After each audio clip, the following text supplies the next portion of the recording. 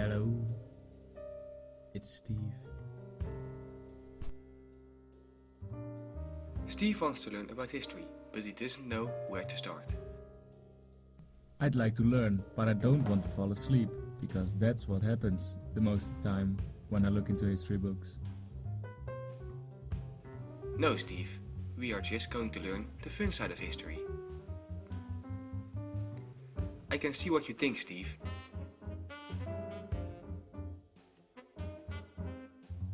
I want to begin at the Roman and Greek era, also known as the Classical era. What happened this time? Let's go on an adventure to find out. The Classical era is characterized by its structures and its technology. Nowadays, America is one of the biggest economies in the world, but back then it were the Roman and the Greek who ruled the world. Everyone knows the big names from that time: Emperor Caesar, Aristotle and Hannibal. But for today we're going to focus on the scientist Archimedes. Archimedes lived in the Classical era. He was born probably around 287 before Christ in a Greek city called Syracuse in Sicily. To today it's an Italian island, but when Archimedes lived there it was a Greek colony. We don't know the birthday of Archimedes. We only know the day he died, which was 212 before Christ. And it's stated that Archimedes died when he was 75 years old. So you do the math. 212 plus 75 equals 287. His death was somewhat of an accident. A Roman soldier was sent to capture Archimedes. The soldier had just arrived when Archimedes was working on a theory about circles. Archimedes shouted, "Do not disturb my circles." Ere the soldier stabbed him with a sword. I did my research, but I couldn't find much about Archimedes. How's that? Well, that's because there isn't much written about Archimedes. He wasn't acknowledged for his mathematical skills until 100 BC.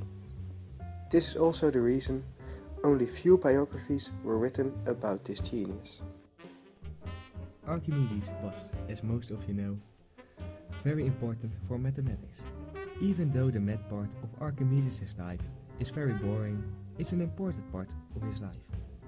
We've all heard of the number pi. This number is first introduced by Archimedes. He did this by drawing a triangle. Then he added an extra corner, so it became a square. He kept adding corners and eventually it became a circle. The more corners he added in the figure, the closer he came to the number pi. The way he found this theory is very interesting, but it's complicated and to the most of you probably boring to hear.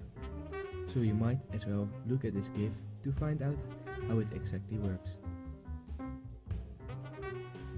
Archimedes also invented the pulley. Nowadays the pulley is used for many appliances. For example, by sailing or pulling a heavy object. That's nice and all, but I thought we were going to learn about the fun side of history. Yes, I'm sorry Steve, you are right. Archimedes wasn't just a mathematician. Did you know that? Yes, I did actually. He had quite of a repertoire.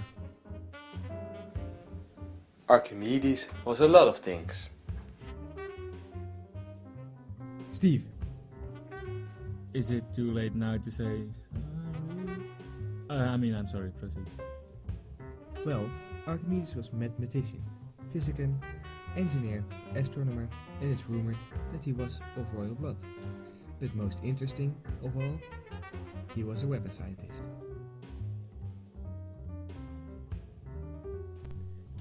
I guess. Weapon scientists build weapons, and we are lucky, because Archimedes had invented some peculiar weapons, all in the name of science, of course. As we said, Archimedes lived in Syracuse in Sicily, which in that time was a Greek colony. But the Roman general wanted the island Sicily to be as an expansion of Italy. Created using Powtoon.